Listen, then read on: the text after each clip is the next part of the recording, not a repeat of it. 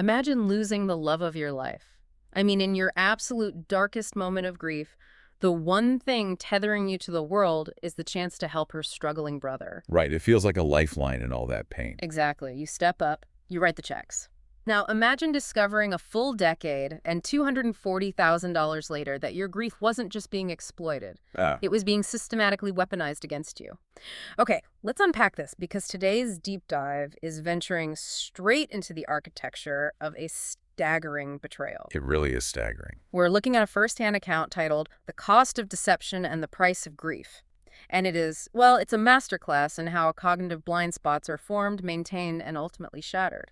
It is a remarkable, sobering narrative. We're basically tracing the journey of a man named Robert who loses his wife, Margaret, and subsequently falls into this financial and emotional extortion scheme. Orchestrated by his own brother-in-law, James. Yeah, his own family. But the mission of our analysis today isn't just to gawk at a family drama. We really want to understand the deeply embedded mechanics of long-term deception. Right, the psychology behind it. Exactly. We need to look at how profound, isolating bereavement creates vulnerabilities that just bypass our normal logical defenses, Yeah. and what it physically and psychologically takes to break out of an ecosystem of lies once you're trapped inside it. Because when you hear that a man gave away nearly $250,000 without asking a single question for 10 years, your very first thought is probably, I would never do that. Oh, absolutely. Everyone thinks that. Right, like I would ask for receipts, I wouldn't notice, but I want you listening to this right now to think about the sunk cost fallacy in your own life.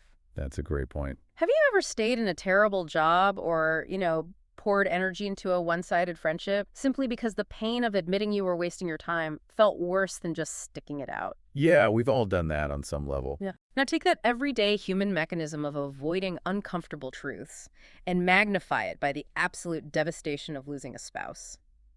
Robert's story is the nightmare extreme of a vulnerability we all possess. That framing is crucial. I mean, we really have to view this not as a story of foolishness, but as a study in trauma response. The origin of this massive blind spot begins with the specific nature of Robert's loss. He's a 62-year-old widower. And his wife Margaret passed away from cancer, right? Yes, 10 years ago, at the age of 53. And they had no children together. That detail is the structural foundation of everything that follows. How so? Well, when a person loses a life partner prematurely, and there are no children to mandate a return to daily routine, no school runs, no immediate dependence requiring their focus, the resulting vacuum is absolute. Oh, wow. The whole scaffolding of their daily existence simply evaporates. And nature abhors a vacuum. I mean, into that profound emptiness steps James, Margaret's brother. The source material outlines how James initiated this dynamic, and it's chilling. Very much so. He didn't just casually ask for a loan. He reached out to Robert immediately following Margaret's death, literally in tears. Yeah, the timing is, well, it's just brutal. He manufactured this highly engineered crisis perfectly calibrated to Robert's emotional state. James claims his wife has suddenly left him. He says he's now a single father, completely overwhelmed trying to raise his young daughter, Sarah. Right. And the kicker, he's on the brink of losing his home because he cannot pay the mortgage. What's fascinating here is the timing of James's request. It's not coincidental at all. It is deeply predatory. It really feels calculated. From a behavioral standpoint, James strikes at the exact moment of Robert's maximum vulnerability. In the acute phase of profound grief, the human brain undergoes significant functional shifts. Like chemically. Yes, chemically and functionally. The amygdala, which is our emotional processing center, goes into overdrive. And that effectively suppresses the prefrontal cortex, which handles our critical thinking, skepticism, and logical analysis. So his logic center is just turned off. Basically, yeah. Robert's internal alarm system, the mechanism that would normally demand a bank statement or question the suddenness of James's crisis, is completely offline. He's operating entirely on the desire to soothe the pain of loss. He operates on the pure, unfiltered belief that Margaret would want him to protect her only surviving family. So, Robert opens his checkbook. And he doesn't just write one check. No. He begins sending James $2,000 every single month. He does this month after month, year after year for a decade. It's hard to wrap your head around that number. It is. The source document includes a phrase from Robert that completely stopped me in my tracks. He says he never asked for receipts, he never visited them, he simply grieved in silence. That phrase, grieved in silence, tells us so much. It tells us that this money wasn't just financial assistance. It became a psychological utility. What do you mean by utility? Well, by sending that $2,000, Robert was establishing a financial proxy for the emotional connection he lost. Writing that check became a monthly ritual. Like a coping mechanism. Exactly. It was a tangible action he could execute to feel like he was still tethered to his wife, still serving a purpose as a protector of her legacy. It functions almost like a grief subscription service. I mean, he's paying a recurring premium fee to keep Margaret's memory active. It allows him to feel like he's fulfilling a duty. That is a perfect way to put it, a grief subscription. But I have to push back on Robert's complete lack of investigation here. Like, 10 years is an incredibly long time to never ask for a single utility bill or to never make the drive to see his niece. It really is. Is it possible that on some subconscious level, Robert actively wanted to be kept in the dark? Because facing the reality of what James was actually doing with that money would force Robert to face the absolute crushing reality of his own isolation. That is the central tension of the first half of this narrative. Avoidance is a highly powerful survival mechanism. Yeah, I guess our brains try to protect us. In behavioral psychology, we analyze what functional purpose a behavior, or in this case, a lack of behavior, serves. If Robert drives over to James's house and discovers the mortgage is fine and the tears were fake, the illusion shatters. The grief subscription gets abruptly canceled. Precisely. And what is Robert left with then? He's left with an empty house, a depleted bank account, and the knowledge that his last connection to Margaret is utterly toxic. Wow, that's a devastating reality to avoid. By asking zero questions, Robert purchased a comfortable narrative where he was a noble savior. The cost was exorbitant, but the alternative, acknowledging he was completely alone and actively being exploited, was a psychological cost his brain simply refused to pay. So Robert's deliberate isolation built the perfect walls for James to operate within. But securing a victim's trust in month 1 is very different from keeping them blind in year 5. Absolutely. The dynamics have to shift. James had to transition from a high-emotion crisis to a low-effort maintenance strategy. He had to keep Robert on the hook without accidentally waking up his critical thinking. The maintenance phase of a long-term con requires remarkable discipline. Specifically, the discipline of withholding. Withholding information. Yeah, withholding details. The initial hook relies on intense emotional stimulus, tears, the threat of foreclosure, the sudden abandonment by a spouse. But you cannot sustain a fever pitch of crisis for 10 years. Right, it would just be exhausting. And if James had called Robert every week with elaborate, evolving stories of hardship, he would have inevitably introduced inconsistencies. Details create surface area for a lie to be caught. The more you talk, the more threads you leave for someone to pull. Exactly. And according to the source, James minimized his surface area to almost zero. He maintained this $250,000 illusion with the bare minimum of communication. We're talking about short, generic text messages. Like, thanks, Rob. Sarah's doing well. Yeah, exactly that. And occasionally he'd send a photo of Sarah at school to prove she was growing and supposedly benefiting from the money. But Robert's narrative reveals something fascinating. The photos, right? Yes. He admits that over the years, he started to notice something felt inherently wrong about these photos. He realized they were always taken from the exact same angle. The background never changed. The lighting was identical. Sarah's smile was the exact same. James was literally recycling a small batch of photos over and over again. That realization is the prefrontal cortex finally trying to re-engage. Right. Robert is visually processing evidence of deception. But he doesn't do anything about it. Right, because rather than acting on it, he actively suppresses the observation. He convinces himself that his prolonged grief is just manifesting his paranoia. That's so sad. It is. This is a profound example of reverse confirmation bias. Standard confirmation bias involves seeking out information that supports our existing beliefs. Right, like only reading those that agrees with you. Exactly. But here, Robert is presented with undeniable visual anomalies, and his brain aggressively rationalizes them away to protect his fragile emotional ecosystem. His brain is basically saying, no, ignore the photo. If you acknowledge the photo is fake, you have to acknowledge the whole decade is fake. It's easier to just call yourself crazy. It's cognitive self-defense. And it wasn't just his internal intuition trying to wake him up. The text points out that Robert's friends actively intervened.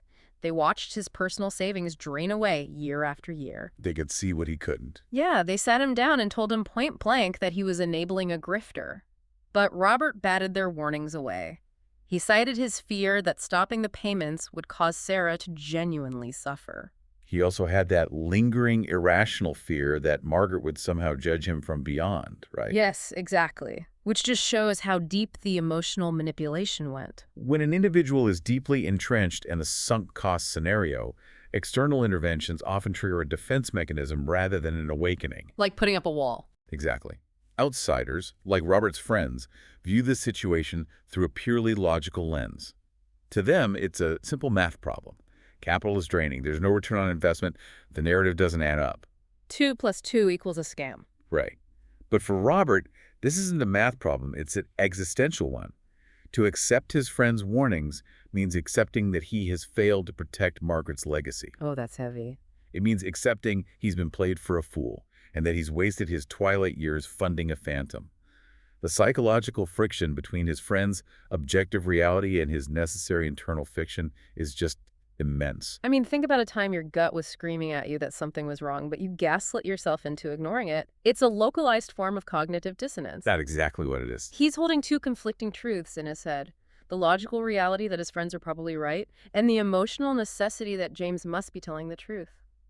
You just think about the sheer exhaustion of living in that state of denial for a decade. It's mentally draining. He's parting with $24,000 every single year for recycled JPEGs and text messages. But a closed system like that can only sustain so much pressure. The thing has to give. Right, the dwindling savings, the screaming intuition, the friction with his friends. It's a massive accumulation of kinetic energy. It just needed an external force to shatter the containment. And that external force came from the one person inside James's inner circle who possessed both the knowledge of the fraud and the moral imperative to stop it. The whistleblower. And the way this intervention unfolds is incredibly tense. I mean, it breaks the passive, silent suffering of the last 10 years with an immediate physical urgency. It really shifts the tone of the whole narrative. We have a 17-year-old girl, Sarah, making a phone call to Robert at 2 a.m. A middle-of-the-night call is never good news, but this is entirely outside of Robert's paradigm. He must have been terrified. Sarah's terrified. She tells him they need to meet immediately, but absolutely not at James's house. She dictates a meeting place at a diner 20 miles away from their town. When Robert arrives, she's sitting there in a hoodie, constantly checking over her shoulder to see if she was followed. This raises an important question about the environment she was living in. The physical logistics of that meeting, the distance, the late hour, the hypervigilance, paint a vivid picture of the environment James cultivated in his own home. It sounds like a spy movie, honestly. It does. It is an environment dictated by surveillance, fear, and authoritarian control. Sarah isn't acting like a niece catching up with an uncle. No, not at all. She is behaving exactly like an informant, attempting to pass intelligence to an outside handler while evading a hostile power. And the intelligence she passes over completely detonates Robert's reality. Sarah didn't just come to complain about her dad. She brought the absolute, irrefutable receipts. The paper trail. Yeah, she slides her phone across the diner table and shows Robert banking statements, intercepted text messages, and digital photos that systematically dismantle every single lie James had told for 10 years. And the reveals are just huge. The revelations are staggering. First, the core premise of the extortion, the struggling single dad about to lose his home, was a complete fabrication. James paid off the entirety of his mortgage 5 years prior. And the source of those funds adds another layer of pathology to James's character. Oh, this part made me so angry. He didn't even use Robert's $2,000 monthly payments to clear the mortgage. Yeah. He used life insurance money left by his own mother, Sarah's grandmother, that was ostensibly meant for the family's stability. He intercepts intergenerational wealth on one side and extorts a grieving widower on the other. It's vile. It really is. But what he was actually doing with Robert's money is the second big reveal. For the past 3 years, James has been fully funding a secret second life. He has a girlfriend named Linda. Unbelievable. Robert's $24,000 a year was paying for Linda's apartment rent, covering her car payments, and aggressively clearing her personal debts. James was literally operating as a sugar daddy using stolen grief money. We really need to examine the psychological profile required to execute that. Yeah. This is a model of dual-leveraged extortion. Dual leverage. Yeah, James has effectively weaponized the two most potent emotional drivers available to him. On one side, he leverages Robert's unresolved grief and loyalty to Margaret. Right. And on the other side, he leverages his own daughter's vulnerability. Because the question immediately arises, why didn't Sarah expose him sooner? Right. I mean, if he's been doing this for years and she knows about it, why wait until 2 a.m. on a random Tuesday when she's 17? There's a very dark reason for that. The source material explains exactly why. James was actively blackmailing his own child. He sat his daughter down and explicitly told her that if Robert ever found out the truth and stopped the money train, Sarah would be the one to pay the price. It's abhorrent. Here's where it gets really interesting, and by interesting, I mean terrifying. He threatened to exile her, telling her he'd immediately pack her bags and ship her off to live with distant, out-of-state relatives. Just completely uproot her life. What? He held her entire sense of home, her school life, and her stability hostage to ensure her silence. It's like a mafia protection racket inside a family. It perfectly mirrors the dynamics of financial abuse and isolation tactics, often seen in cults or, severe domestic control situations. The abuser monopolizes the flow of information. Keeping everyone separated. Exactly. James created an information firewall between Robert and Sarah, using fear as the mortar. But we also have to recognize the immense cognitive load placed on a 17-year-old brain here. Oh, for sure. She's just a kid. Sarah is forced to mature at an unnatural rate. She has to recognize the immorality of her father's actions, silently gather documentary evidence of his fraud, and then summon the courage to initiate a clandestine meeting with an uncle she barely knows. Fully aware that she is risking her own home to save him. It's an act of profound bravery. Truly. But let's push back on James's master plan here.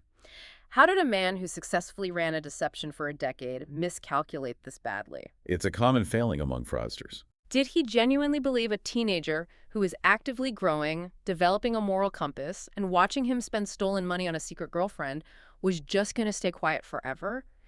It assumes a level of compliance that borders on delusional. That delusion is the fatal flaw of almost all long-term manipulators. Arrogance replaces caution. They get too comfortable. Right. When someone successfully perpetrates a fraud without consequence for months and then years, they don't become more careful. They become remarkably sloppy.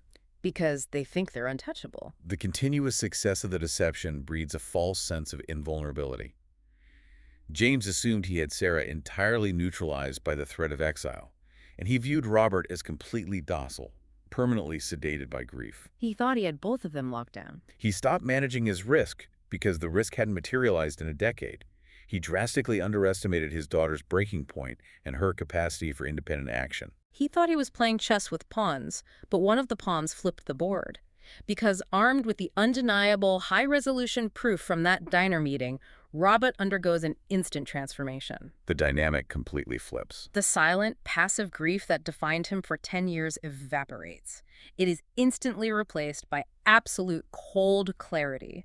And this brings us to the collision of the manufactured reality and objective truth, the confrontation. This is where things move very quickly. Robert doesn't call James to argue. He doesn't send an angry text. The very next morning, he drives straight to James's house unannounced. This is a critical strategic shift. James's lie was essentially a theatrical set. It was a two-dimensional facade that only worked if Robert viewed it from one very specific, highly controlled, distant angle, namely, through brief text messages. Like looking through a peephole. Exactly. The moment Robert physically steps onto the stage, the props collapse. Robert walks up to the door and knocks. James opens it, completely blindsided, and the visual audit begins immediately. He takes in the whole scene. The house that Robert has supposedly been saving from the brink of foreclosure for a decade is immaculate. It is filled with brand new, expensive furniture. There's a massive, top-of-the-line, flat-screen TV dominating the living room. All paid for by Robert. And standing right there in the middle of this federally funded luxury is Linda, the secret girlfriend. Robert doesn't bother with small talk. He doesn't say hello to Linda. He goes straight for the throat. He just looks at James and demands, "The mortgage. Show me the statements." Notice the precision of Robert's attack. He bypasses the emotional betrayal entirely and zeroes in on the logistical foundation of the lie. Which is so smart. It is. When you demand physical documentation from a fraudster, you force them out of the abstract realm of storytelling and into the concrete realm of evidence. James completely freezes. He stammers, trying to buy time, claiming he doesn't have the paperwork on hand. Robert doesn't let him breathe. He says, "You don't have them because they don't exist." He cornered him. Robert lays out the entirety of the audit right there in the living room. 10 years. $240,000.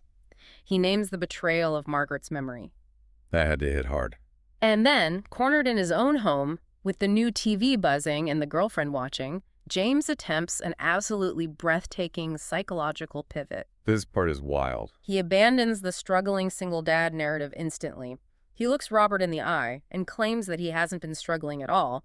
He has actually been secretly investing the $2,000 a month to build a massive nest egg for Sarah's future. The audacity of that pivot is a clinical demonstration of pathological agility. Pathological agility, I like that term. When the initial lie is definitively destroyed by physical evidence, a healthy human brain would experience a cascade of profound shame, guilt, and likely a behavioral collapse. Like they would just break down crying. Yes, James experiences none of that.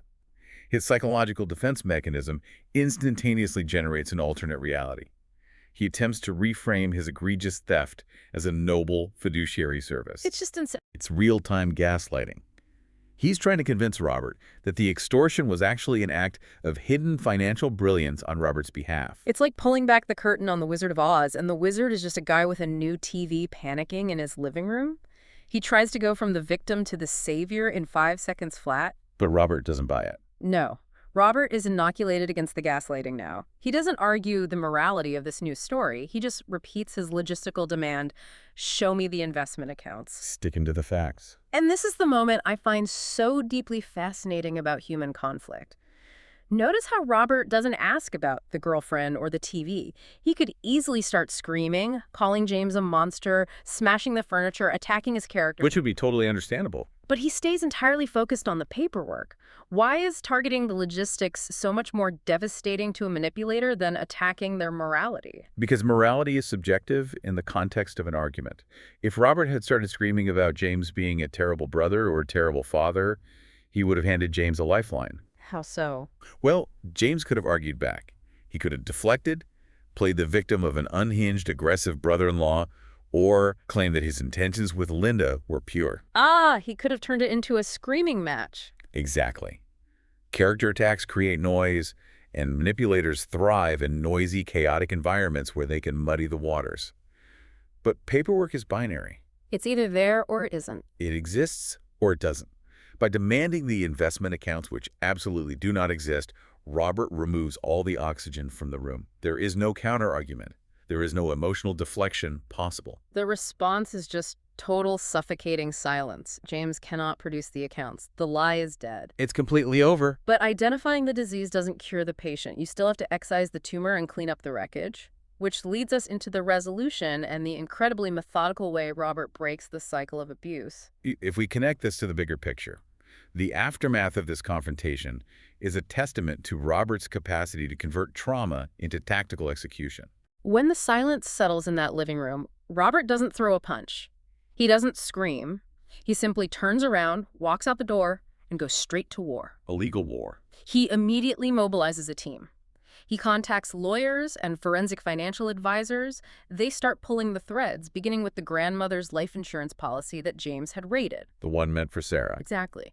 They discover that the original policy had strict, legally binding stipulations meant specifically for Sarah's care and education, stipulations that James had completely ignored and violated in order to clear his own mortgage and fund his lifestyle.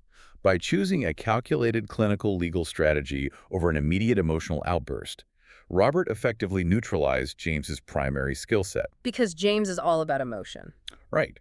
James is an emotional manipulator. Yeah. He knows how to leverage guilt, fear, and sympathy. He is completely unequipped to handle a methodical, evidentiary legal process. Robert takes the very tools James used to build his secret life and weaponizes them against him.